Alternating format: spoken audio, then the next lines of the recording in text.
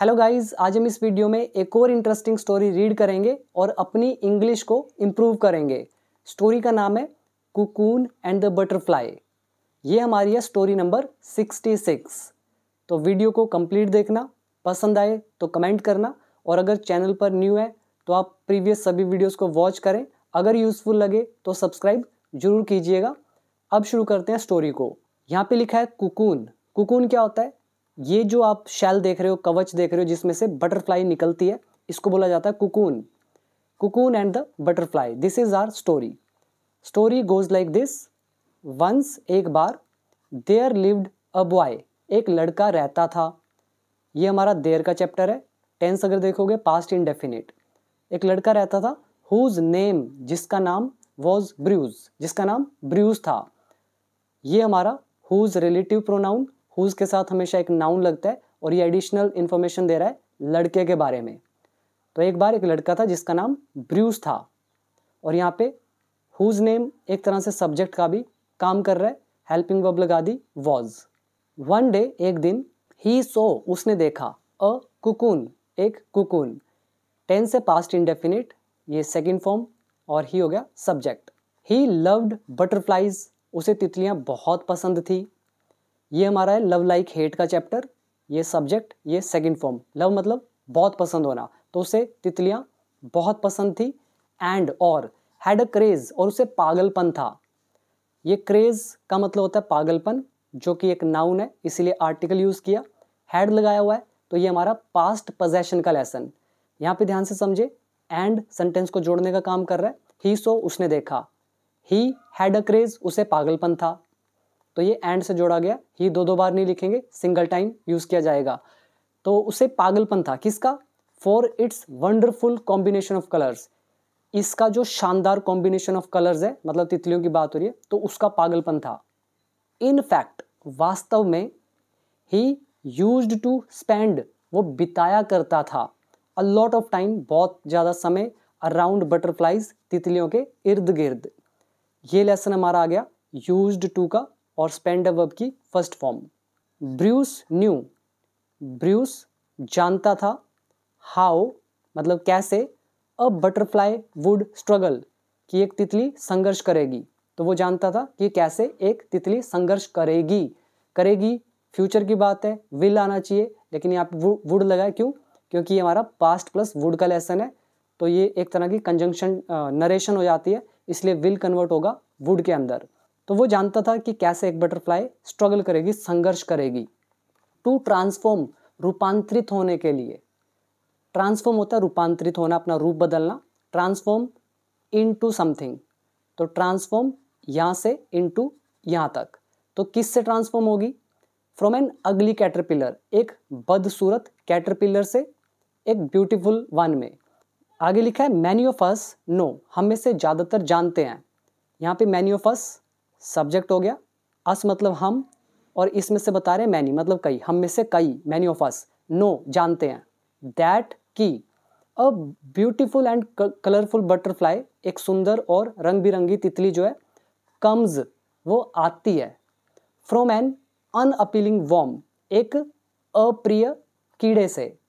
Warm मतलब होता है कीड़ा। अनअपीलिंग, अपीलिंग क्या होता है? अपीलिंग होता है आकर्षक, जो आपको आकर्षित कर दे अपनी तरफ, अट्रैक्टिव आप बोल सकते हो। और अनअपीलिंग हो गया जो अट्रैक्टिव ना हो, अप्रिय हो।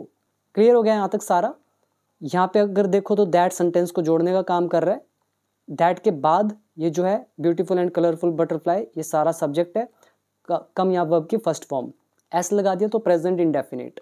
तो ये था हमारा फर्स्ट पैराग्राफ। इसमें सारे वर्ड मीनिंग देख लेते हैं एक बार। पहला है क्रेज, पागलपन। वंडरफुल, शानदार।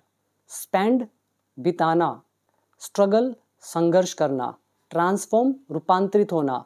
अगली, बदसूरत। अनअपीलिंग यानी कि अनअट्रैक्टिव या अप्रिय, जो आकर्षक न हो। उम्मीद करता हूँ आपने सब कुछ अच्छे से समझा होगा।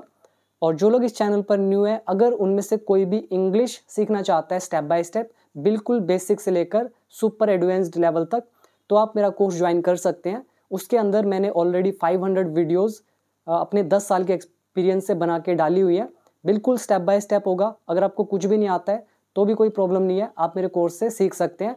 और इतना अच्छा लेवल है कि आप डिफ़िकल्ट से डिफ़िकल्ट चीज़ बोल भी सकते हो, पढ़ भी सकते हो, समझ सकते हो, लिख सकते हो। तो अगर इस लायक बनना है तो आप ऐप डाउनलोड करना बिकम इंग्लिश चैम्पियन। लिंक है नीचे डिस्क्रिप्शन बॉक्स में, या प्ले स्टोर से सीधा डाउनलोड भी आप कर सकते हो। और ये जितने रूल मैं आपको बताता चल रहा हूँ, ये इसीलिए बता रहा हूँ कि आपने जो कोर्स में सीखा हुआ है सारा रूल्स, तो आप यहाँ से वेरीफाई कर सके कि एक एक रूल वही यूज़ हो रहा है, राइट। तो अभी हम आगे बढ़ते हैं नेक्स्ट पैराग्राफ की तरफ। यहाँ लिखा है ब्रूस सो, ब्रूस ने देखा अ कुकून विद टाइनी ओपनिंग, एक छोटी सी ओपनिंग के साथ। ये टाइनी होता है वेरी स्मॉल। अब ये कुकून है, यहाँ से मान लो ये बंद है और यहाँ से इसकी छोटी सी ओपनिंग है, मतलब हल्का सा ओपन हो रखा है, इसको बोलते हैं ओपनिंग। तो ब्रूस ने देखा एक कुकून टाइनी ओपनिंग के साथ। इट मेंट, इसका मतलब था। मीन मतलब होता है मतलब होना, मीन का सेकंड फॉर्म मेंट। इट यहाँ पे सब्जेक्ट है, पास्ट इंडेफिनिट। इसका मतलब था दैट की, क्या मतलब था? द बटरफ्लाई वॉज ट्राइंग, कि बटरफ्लाई कोशिश कर रही है। अब यहाँ वॉज लगा हुआ है, मैं हिंदी बोल रहा हूँ, कोशिश कर रही है, होना चाहिए कोशिश कर रही थी। तो है क्यों लगाया? क्योंकि इससे पहले पास्ट जो ये सेंटेंस है ना, इसका मतलब था कि वह कोशिश कर रही है, तो हम ऐसे निकालते हैं। तो ये जो पहले हम हिंदी बोलते हैं ना पास्ट में, तो ये अपने आप क्लियर कर देती है कि बाद वाला जो है वो बात पास्ट की हो रही है, बट हिंदी प्रेजेंट में है, राइट। तो आप पास्ट में भी बोल सकते हो, गलत नहीं होगा, पर बट प्रेजेंट में अच्छा रहता है। तो इसका मतलब था कि बटरफ्लाई कोशिश कर रही है टू मेक इट्स वे, अपना रास्ता बनाने की, या कोशिश कर रही थी अपना रास्ता बनाने की। टू एन्जॉय इट्स वर्ल्ड, अपने संसार को एन्जॉय करने के लिए। नेक्स्ट है ही डिसाइडेड, उसने फैसला किया। टू सिट ओवर, वहाँ बैठने का। एंड वॉच, और देखने का। हाउ, कैसे। The butterfly would come out of the cocoon, कि कैसे बटरफ्लाई कुकून से बाहर आएगी। अब ये हमारा विल किस में बदल गया? वुड के अंदर। हमारा इज किस में बदल गया? वॉज के अंदर। क्यों? क्योंकि पास्ट सेंटेंस से जुड़ा हुआ है, और ही डिसाइडेड है पास्ट इंडेफिनिट। क्लियर हो गया यहाँ तक?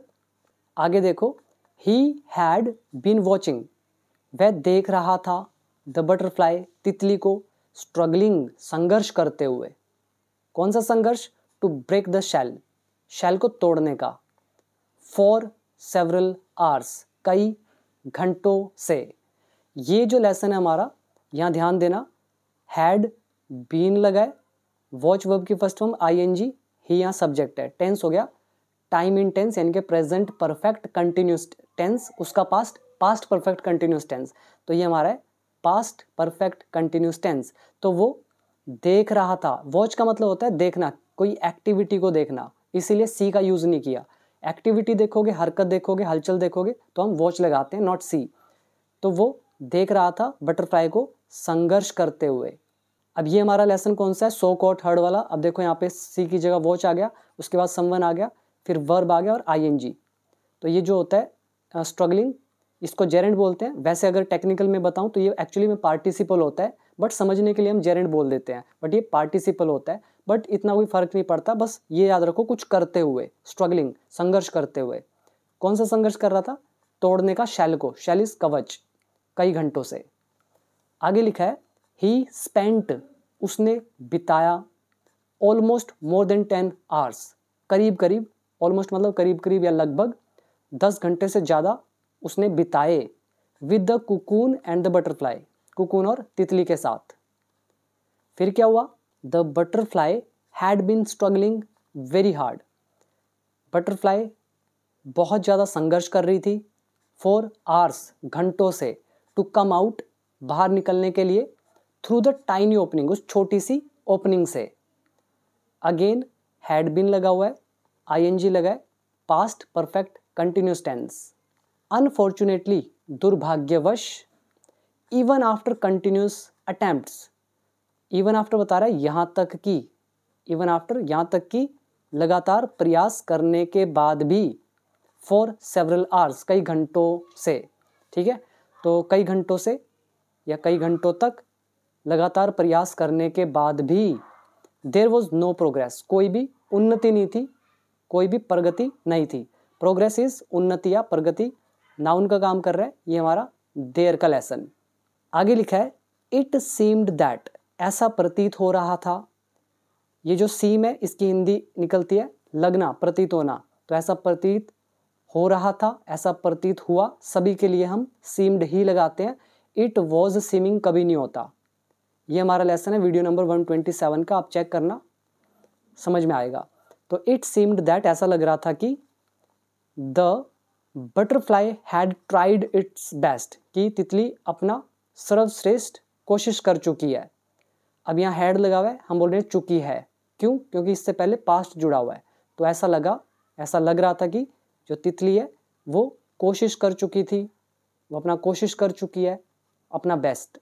एंड और could not give any more try, और अब और कोशिश नहीं कर सकती है। ये हमारा कुड का लेसन है, सकता है, सकती है। तो कैन हमारा बदल गया यहाँ कुड में, हैव बदल गया हमारा, हैज़ हैव बदला है हैड के अंदर, राइट, क्योंकि इससे पहला सेंटेंस है पास्ट में। यहाँ पर एक है गिव ट्राई, यानी कि कोशिश करना। तो क्लियर हो गया ना यहाँ तक? इसमें एक बार वर्ड मीनिंग देख लेते हैं। यहाँ पे है सबसे पहला वर्ड मीन, मतलब होना, मेक इट्स वे, अपना रास्ता बनाना, टाइनी बहुत छोटा, कम आउट ऑफ समथिंग किसी चीज़ से बाहर निकलना, स्ट्रगल संघर्ष करना, ब्रेक द शेल कवच को तोड़ना, ऑलमोस्ट करीब करीब लगभग, सेवरल मतलब कई, और इवन आफ्टर मतलब के बाद भी, अटेम्प्ट्स यानी कि प्रयास, प्रोग्रेस इज उन्नति प्रगति, और सीम इज लगना। यही इसके अंदर कुछ वर्ड यूज हुए हैं।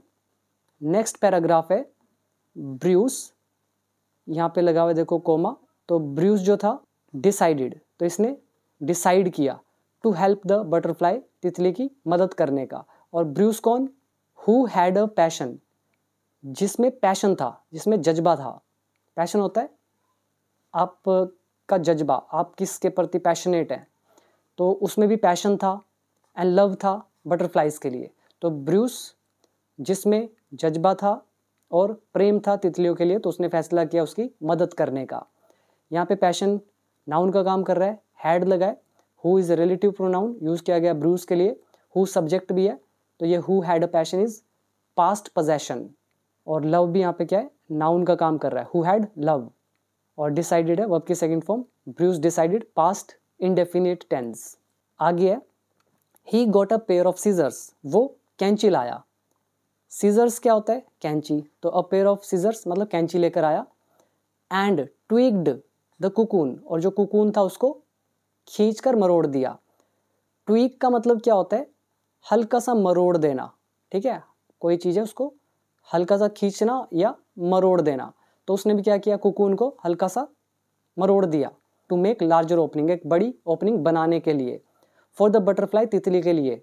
एंड और रिमूव्ड, और हटा दिया, किसको? रिमेनिंग कुकून, जो बचा हुआ शेष जो कुकून था उसको हटा दिया। क्लियर हुआ?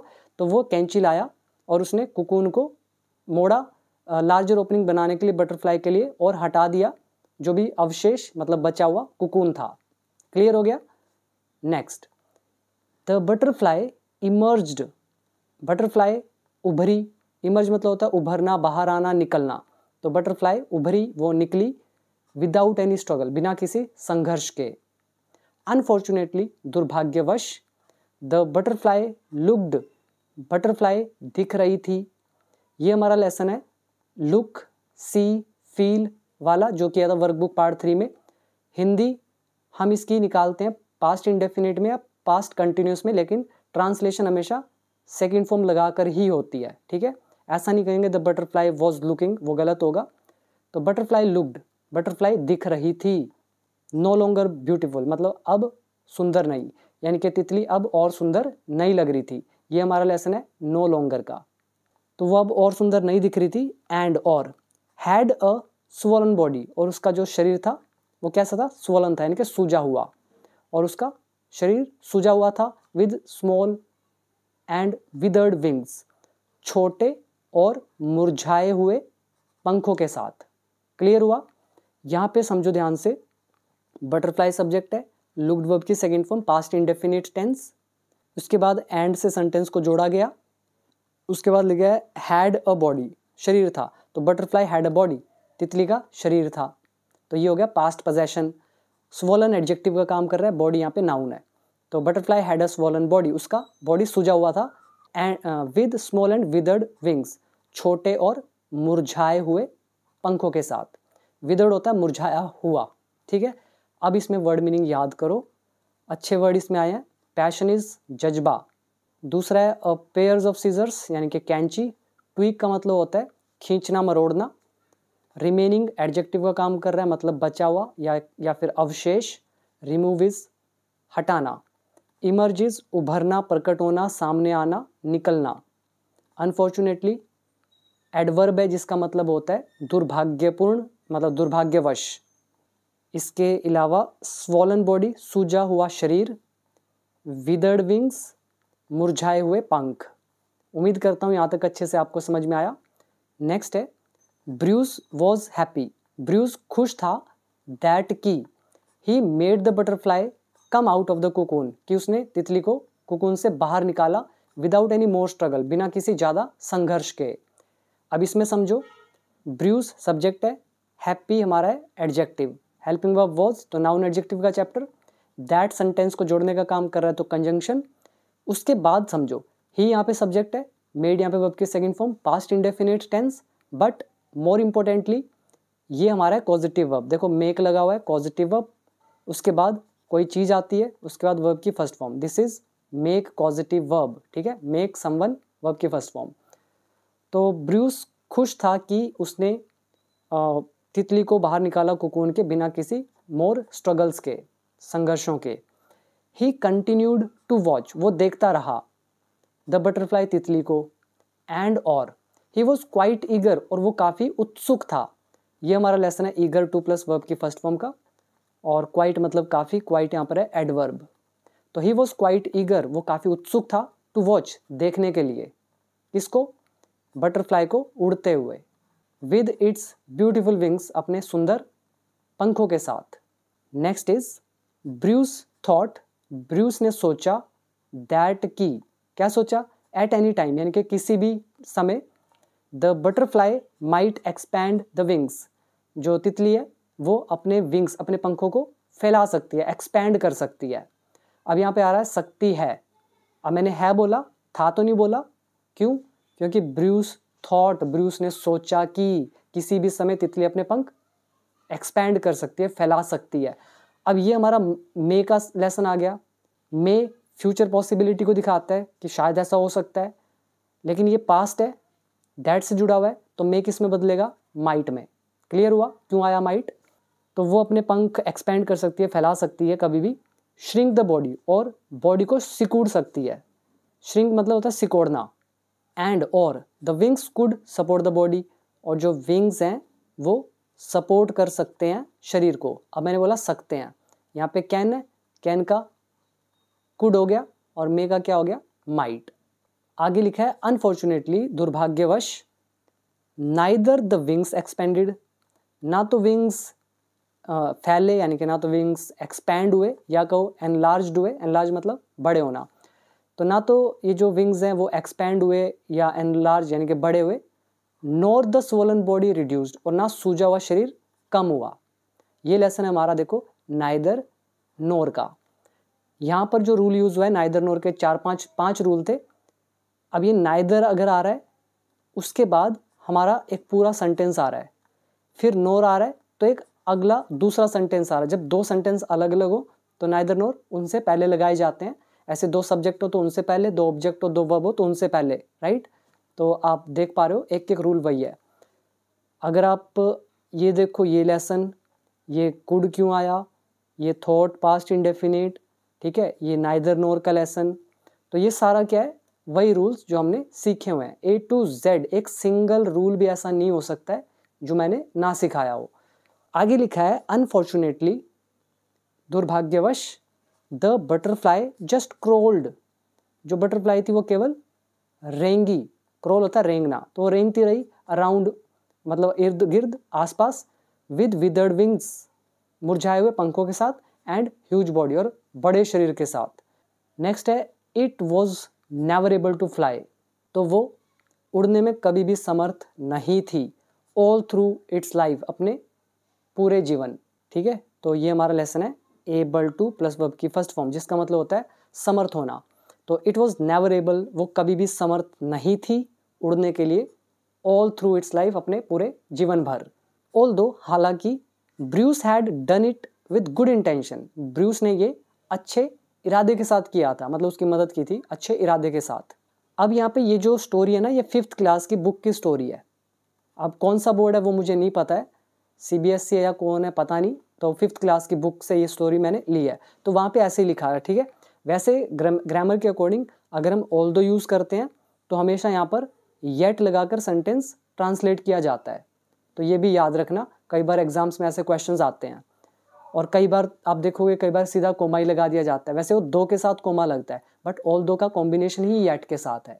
तो ऑल्दो, हालांकि, ब्रूस हैड डन, ब्रूस ने किया था, इट, यह, विद गुड इंटेंशन, अच्छे इरादे के साथ, फिर भी, yet, if the butterfly had gone through the struggle, अगर तितली स्ट्रगल से गुजरी होती, इट वुड हैव इमर्ज्ड, वो उभर चुकी होती, वो उभरी होती, like any other beautiful butterflies, मतलब किसी भी अन्य सुंदर तितलियों की तरह।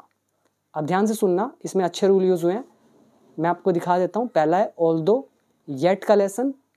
दूसरा जो कि काफ़ी इंपॉर्टेंट है वो है हमारा ये हैड प्लस वर्ब की थर्ड फॉर्म, उसके बाद वुड हैव प्लस वर्ब की third form. This is conditional sentence, long past conditional sentence, right, आपके सामने है। तो हालांकि ब्रूस ने उसकी मदद की थी अच्छे इरादे के साथ, फिर भी अगर तितली संघर्ष से गुजरी होती, if the butterfly had gone through the struggle, it would have emerged, वो उभरी होती, लाइक, की तरह, किसकी तरह उभरी होती, सामने आई होती, एनी अदर ब्यूटीफुल बटरफ्लाइज, मतलब अन्य सुंदर तितलियों की तरह। क्लियर हुआ कैसे रूल यूज हुए? ये हमारा कंजंक्शन था और ये हमारा कंडीशनल सेंटेंस। एक एक पॉइंट मैच करके देख लो, ठीक है। ये लेसन नंबर मुझे याद नहीं है। कंडीशनल सेंटेंस के 4 पार्ट थे, तो जो लास्ट वाला पार्ट था ना, तीसरा चौथा पार्ट होगा, वो देख लेना।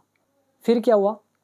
द कंटिन्यूस एफर्ट, ये जो लगातार प्रयास हैं, फ्रॉम द बटरफ्लाई, तितली की तरफ से, और कौन से प्रयास? To come out of its cocoon, अपने कुकून से बाहर निकलने के, ठीक है। तो अपने कुकून से बाहर निकलने के जो तितली की तरफ से लगातार प्रयास हैं, would let the fluid convert into wings. अब इसको पहले ब्रेक करते हैं, फिर मैं इसकी हिंदी बताता हूँ।